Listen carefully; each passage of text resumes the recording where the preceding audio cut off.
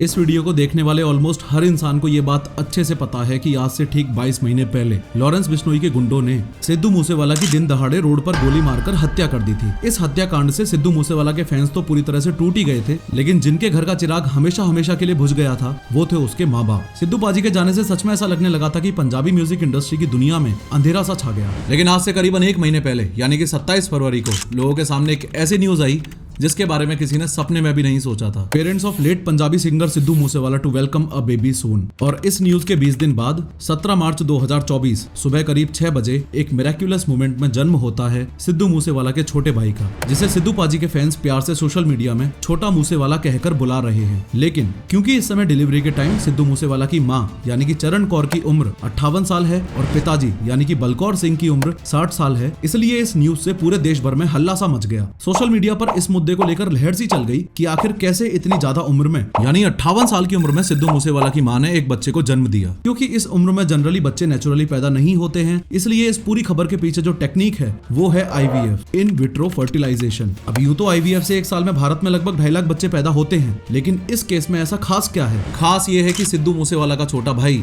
भारत सरकार के हिसाब से इलीगल है। असल में सिद्धू मूसेवाला के माँ बाप के लिए इंडिया में IVF करवाना इलीगल था, इसलिए उन्होंने इस बच्चे को पैदा करने के लिए इंडिया के बाहर जाकर IVF का प्रोसेस करवाया। आज की इस 3D एनिमेटेड वीडियो में हम स्टेप बाय स्टेप समझेंगे कि IVF से बच्चा पैदा करने का प्रोसेस एग्जैक्टली क्या है, सेंट्रल गवर्नमेंट ने पंजाब गवर्नमेंट को ऐसा क्यों बोला है कि सिद्धू मूसेवाला के छोटे भाई की IVF ट्रीटमेंट डिटेल्स निकलवानी ही पड़ेंगी, या यूं कह लो कि सेंट्रल गवर्नमेंट ऐसा क्यों मानती है कि सिद्धू मूसेवाला का छोटा भाई इलीगल है। और उसके अलावा ये भी समझेंगे कि जो बच्चे IVF प्रोसेस से पैदा होते हैं वो खुद फ्यूचर में नेचुरल तरीके से माँ बाप क्यों नहीं बन सकते। लेकिन हर बार की तरह शुरू से शुरू करते हैं। आगे बढ़ने से पहले ये बताना चाहूंगा कि इसी professor of how YouTube channel पर इस 3D एनिमेटेड वीडियो में मैंने सिद्धू मूसेवाला की हत्या की पूरी सच्चाई बताई है, जरूर देखना। IVF यानी कि इन विट्रो फर्टिलाइजेशन, ये वो मेडिकल टेक्निक है जिसमें बच्चा एक लेबोरेटरी या टेस्ट ट्यूब में डेवलप किया जाता है। कॉमन सेंस की बात है कि जो कपल्स नेचुरल तरीके से बच्चे पैदा नहीं कर पा रहे हैं उनके लिए तो IVF एक वरदान ही है। मोरोवर इसी मेथड का सहारा चरण कौर और बलकौर सिंह ने सिद्धू मूसेवाला के भाई को जन्म देने के लिए लिया था। अब ऐसा नहीं है कि चरण कौर ने IVF के द्वारा बच्चों को जन्म देकर कोई अलग काम किया है। काफी सेलिब्रिटीज भी IVF टेक्निक की हेल्प से अपनी फैमिलीज को एक्सपेंड करते हैं। जैसे शाहरुख खान ने अपने तीसरे बच्चे अबराम खान के लिए IVF का यूज किया था, प्रीति जिंटा ने अपने ट्विंस के लिए, आमिर खान ने,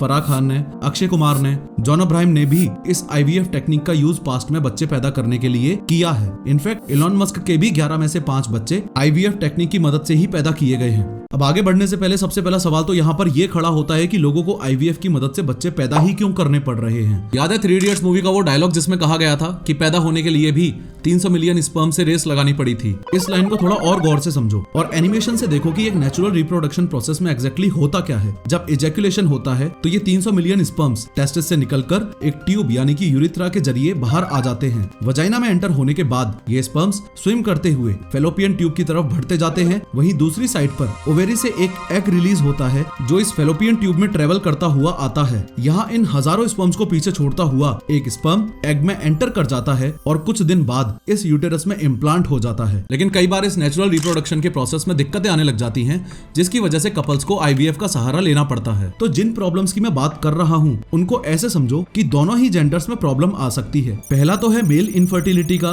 और दूसरा है फीमेल इनफर्टिलिटी का। मेल इनफर्टिलिटी के केस में या तो स्पर्म्स काफी कम होते हैं यानी कि उनका स्पर्म काउंट लो होता है, या फिर उनमें वो ताकत ही नहीं होती कि वो फीमेल के एग तक पहुंच सके और उसको फर्टिलाइज कर सके। और इसके अलावा फीमेल इनफर्टिलिटी में या तो ये फेलोपियन ट्यूब इस तरह से ब्लॉक्ड हो जाती है जिसकी वजह से स्पर्म वहां तक पहुंच ही नहीं पाता है, या फिर एग की क्वालिटी ही काफी खराब होती है। इसके अलावा IVF करवाने का एक कारण ये भी है कि ये नेचुरल एग प्रोडक्शन एक फीमेल में एक खास समय तक ही होता है, यानी कि करीबन 45 साल तक। अगर कोई फीमेल उससे ज्यादा उम्र में भी बच्चे पैदा करना चाहती है तो उस केस में भी उसे IVF टेक्निक की हेल्प लेनी पड़ेगी। फॉलोइंग दिस, ऐसे केसेस में नेचुरल तरीके से बच्चा पैदा करने के लिए मुश्किलें आ सकती हैं। बस इसलिए ही वो लोग IVF की मदद से इस नेचुरल प्रोसेस को पूरा करते हैं। IVF प्रोसेस की पूरी असलियत जानने के लिए सबसे पहले ये समझना बेहद जरूरी है कि ये IVF प्रोसेस एग्जैक्टली काम कैसे करता है। अब देखो, IVF एक आर्टिफिशियल रिप्रोडक्शन प्रोसेस है। इसमें सबसे पहले डॉक्टर उस फीमेल के शरीर में बाहर से कुछ हार्मोन के इंजेक्शंस लगाते हैं ताकि उस फीमेल की ओवरी में ज्यादा से ज्यादा एग्स बन सके। IVF का असली प्रोसेस तो इन इंजेक्शंस के लगने के बाद ही शुरू होता है। IVF IVF process total 3 stages में कंप्लीट होता है। सबसे पहली स्टेज है फॉलिकल एस्पिरेशन स्टेज, दूसरी स्टेज है फर्टिलाइजेशन स्टेज और लास्ट स्टेज होती है एम्ब्रियो ट्रांसफर स्टेज। इसमें ये पहली स्टेज यानी कि फॉलिकल एस्पिरेशन स्टेज और आखिरी स्टेज यानी कि एम्ब्रियो ट्रांसफर स्टेज, ये दोनों तो मदर के शरीर में ही की जाती हैं और दूसरी स्टेज यानी कि एग और स्पर्म को फर्टिलाइज करवाने का काम पूरी तरह से लैब के अंदर ही किया जाता है। सबसे पहली स्टेज में एग्स को बाहर निकालने के लिए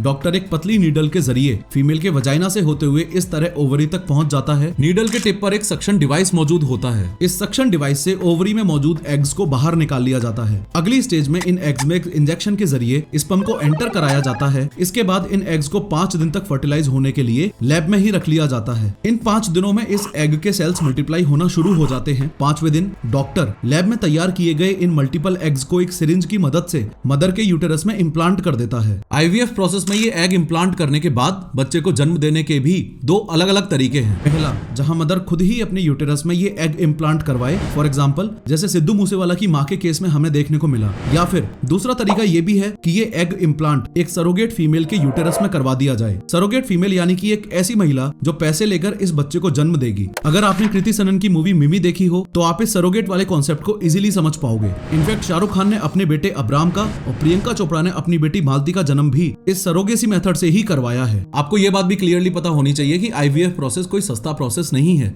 इसको एक बार करवाने में ही 2 से 3 लाख रुपए तक का खर्चा इजीली आ जाता है। खैर, अभी थोड़ी देर पहले ही मैंने आपको बताया था कि ज्यादा एज में बच्चा पैदा करवाने के लिए भी लोग IVF टेक्निक का यूज करते हैं। सबसे हैरान करने वाली बात यह है कि मेडिकल रिसर्च पेपर्स में यह बात बहुत ही क्लियरली मेंशन्ड है कि ज्यादा एज की फीमेल्स में ये IVF प्रोसेस काफी रिस्की हो सकता है। यहाँ तक कि ये प्रोसेस जानलेवा भी हो सकता है। सोशल मीडिया पर लोगों के मन में एक बहुत बड़ा सवाल ये भी है कि इतनी ज्यादा एज में चरण कौर और बलकौर ने इतना बड़ा रिस्क लिया ही क्यों? इसके पीछे का कारण एकदम साफ है, अपने बेटे सिद्धू मूसेवाला को वापस लाना।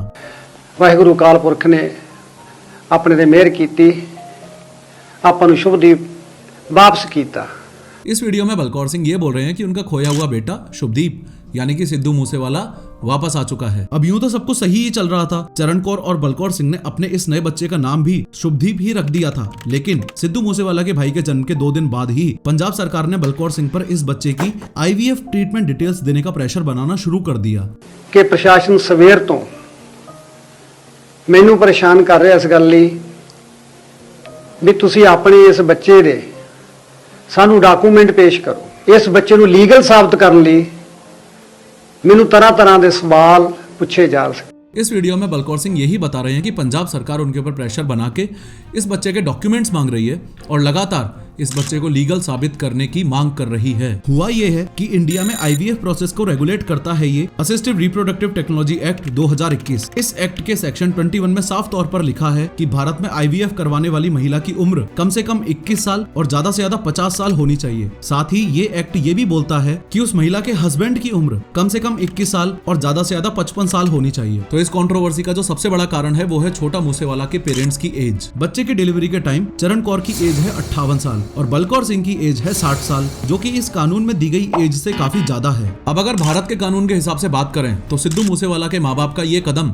एकदम ही इलीगल है। आप ये बात तो समझ पा रहे होंगे कि सिद्धू मूसेवाला के माँ बाप के लिए इंडिया में रहकर ये IVF प्रोसेस करवाना तो लीगल था ही नहीं, इसलिए ही उन्होंने देश के बाहर जाकर इस IVF प्रोसेस को करवाया। और यही रीजन है कि बलकौर सिंह ने वीडियो के अंदर ये क्लियरली बोल दिया है कि अगर उन्होंने कुछ भी इलीगल तरीके से किया होगा तो वो जेल जाने के लिए तैयार है। सरकार ने IVF पर जो एज रिस्ट्रिक्शन लगा रखा है, अब उसके लॉजिक को भी समझो। जैसे जैसे उम्र बढ़ती जाती है फीमेल का यूटेरस कमजोर पड़ने लगता है, जिसकी वजह से कभी कभी इंटरनल ब्लीडिंग भी हो सकती है। अब इतनी उम्र में एक तो यूटेरस पहले से ही कमजोर है, ऊपर से IVF प्रोसेस में एक से ज्यादा एग्स को फीमेल के यूटेरस में इम्प्लांट किया जाता है ताकि ट्विंस होने की पॉसिबिलिटीज इंक्रीज हो। ओवरऑल सिनेरियो ये है कि इतनी ज्यादा उम्र में उस कमजोर यूटेरस से ट्विंस को पैदा करना उस माँ के लिए खुद के लिए जानलेवा साबित हो सकता है। इसी रिस्क को देखते हुए सरकार ने IVF की मैक्सिमम उम्र तय कर रखी है, लेकिन लीगल रिस्ट्रिक्शंस और सोसाइटी में मजाक उड़ाने के डर से सिद्धू मूसेवाला के माँ बाप को इंडिया से बाहर जाकर IVF प्रोसेस करवाना पड़ा था। IVF से रिलेटेड आपको ये बात भी क्लियरली पता होनी चाहिए कि अपनी बढ़ती हुई उम्र को देखते हुए ही प्रियंका चोपड़ा ने अपनी 30 साल की उम्र में ही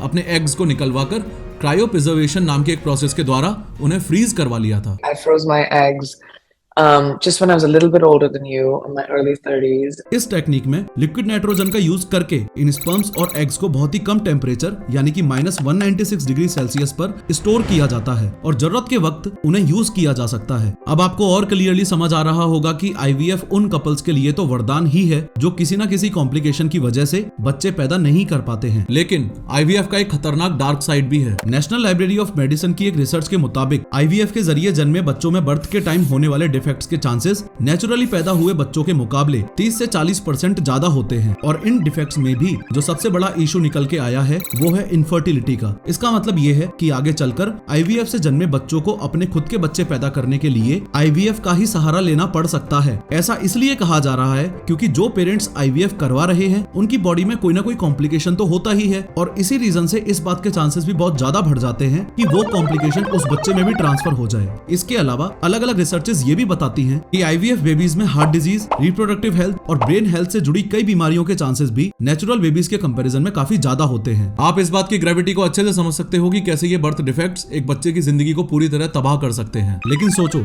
क्या हो अगर आप अपने होने वाले बच्चे के अंदर से इन डिफेक्ट्स को हटा पाओ, इनफैक्ट अपनी पसंद की क्वालिटीज भी उन्हें दे पाओ, जैसे कि ऐश्वर्या राय जैसी आंखें, विराट कोहली जैसी क्रिकेट स्किल्स, एकदम गोरा चिट्टा स्किन कलर और यहाँ तक कि एल्बर्ट आइंस्टाइन या एलोन मस्क जैसा आईक्यू। ये कोई मजाक नहीं है बल्कि ये सच में मुमकिन है और इस कॉन्सेप्ट को कहते हैं डिजाइनर बेबी। इस टेक्निक में बच्चे की जेनेटिक इंफॉर्मेशन यानी कि डीएनए के कुछ हिस्सों को मॉडिफाई करना पड़ता है। अब हो सकता है कि आप सोच रहे हो इतने माइक्रो लेवल पर ये मॉडिफिकेशन होगा कैसे, तो इसके लिए एक खास तरह की कैंची का यूज होता है, CRISPR-Cas9। 3 इडियट्स मूवी में चतुर की ये स्पीच तो आप सबको याद ही होगी, कैसे रेंचो ने उसकी स्पीच के कुछ वर्ड्स को चेंज कर दिया था। यही एग्जैक्ट काम CRISPR-Cas9 भी करता है, यानी कि डीएनए के जिस पोर्शन को चेंज करना है उन्हें ढूंढकर नई मनचाही क्वालिटीज वाली इंफॉर्मेशन ऐड कर देता है। इस टेक्नोलॉजी का बेस्ट पार्ट यह है कि आप अपने बच्चे को जेनेटिक डिजीजेस जैसे हार्ट प्रॉब्लम, डायबिटीज एक्सेट्रा से भी बचा सकते हो। अब एक तरफ तो हम ये बात कर रहे हैं कि अपने खुद के बच्चों को परफेक्ट बनाने के लिए लोग किस हद तक जा सकते हैं, लेकिन सोचो अगर किसी दिन आपको ये पता चले कि इतना रिस्क उठाकर और इतना पैसा लगाकर आईवीएफ से जो बच्चा आपने करवाया है वो बच्चा तो आपका है ही नहीं। अगर आपने अक्षय कुमार की फिल्म गुड न्यूज देखी होगी तो आपको याद होगा कि कैसे आईवीएफ प्रोसेस के दौरान अक्षय कुमार और दिलजीत का स्पर्म इंटरचेंज हो जाता है। स्पर्म इंटरचेंज का मतलब जब गलती से किसी और मेल का स्पर्म किसी और फीमेल के एग में ट्रांसफर हो जाए। पिछले साल 2023 में दिल्ली हाई कोर्ट ने इस तरह की एक गलती के लिए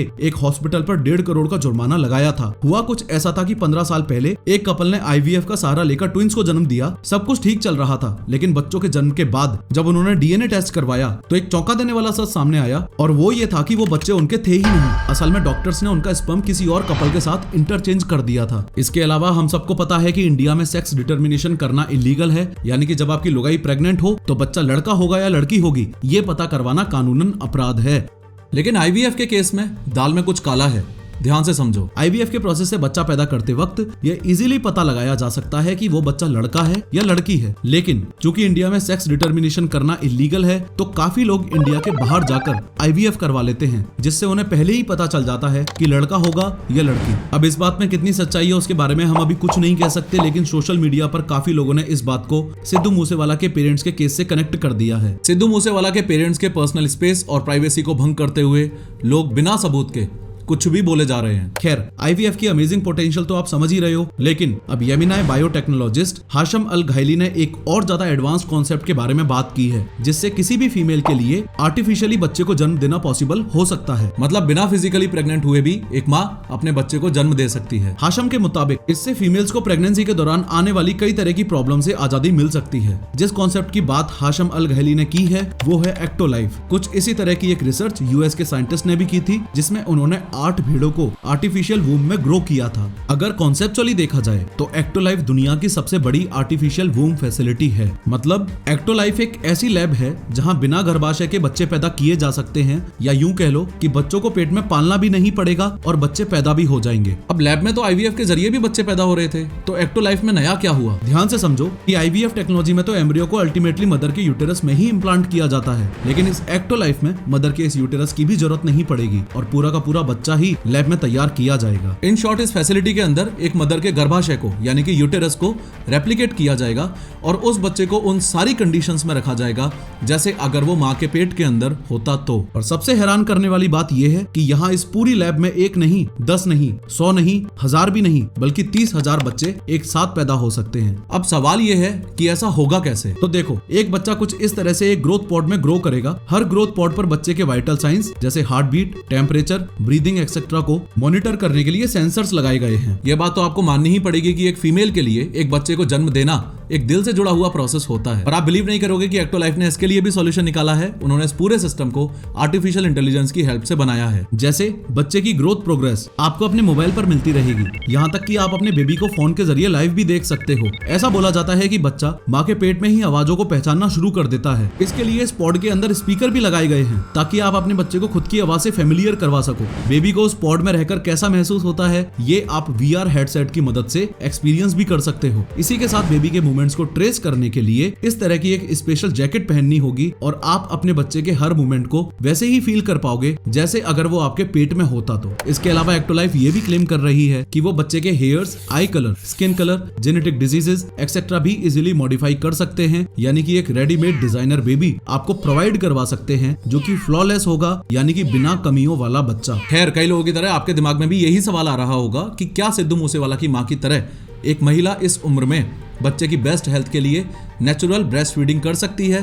तो इसका जवाब है हाँ। देखो, ये हमारा ब्रेन है और इस ब्रेन में यहाँ ये पिट्यूटरी ग्लैंड है। ये पिट्यूटरी ग्लैंड एक प्रोलैक्टिन हार्मोन रिलीज करता है जिसका काम है फीमेल्स में मिल्क प्रोडक्शन करवाना। नॉर्मली ये हार्मोन उस टाइम रिलीज होता है जब कोई महिला अपने बच्चे को जन्म देती है, लेकिन कभी कभी आउट ऑफ लव भी कुछ ओल्डर फीमेल्स में, फॉर एग्जाम्पल दादी या नानी में, बच्चों के लिए मिल्क प्रोडक्शन ऑटोमेटिकली शुरू हो जाता है। इसके अलावा कुछ आर्टिफिशियल हार्मोन्स को बाहर से बॉडी में डालकर भी इस मिल्क प्रोडक्शन को ट्रिगर किया जा सकता है। इसका मतलब ये हुआ कि ज्यादा उम्र होने पर भी महिलाएं आर्टिफिशियल हार्मोन्स का यूज करके ब्रेस्ट फीड कर सकती हैं। 100 बात की एक बात यह है कि IVF टेक्नोलॉजी उन कपल्स के लिए तो एक वरदान ही है जो नेचुरली बच्चे पैदा नहीं कर सकते। और जो डिबेट सिद्धू मूसेवाला के माँ बाप ने इस उम्र में एक बच्चे को जन्म देकर पूरे देश में क्रिएट किया है वो इतनी आसानी से तो खत्म नहीं होने वाला। अब ये बच्चा सरकार की नजर में तो इलीगल है, लेकिन असल में लीगल है या इलीगल है ये हम कोर्ट पर छोड़ देते हैं। और तब तक एक बड़ा सवाल लोगों के मन में ये भी रहेगा कि अगर छोटा मूसेवाला इलीगल माना गया तो आगे क्या होगा। खैर, इंडिया में डीप फेक फ्रॉड्स के केसेस बहुत तेजी से बढ़ रहे हैं और इस वीडियो में मैंने डिटेल में बताया है कि खुद को डीप फेक फ्रॉड से कैसे बचाना है। क्लिक करो और जरूर देखो।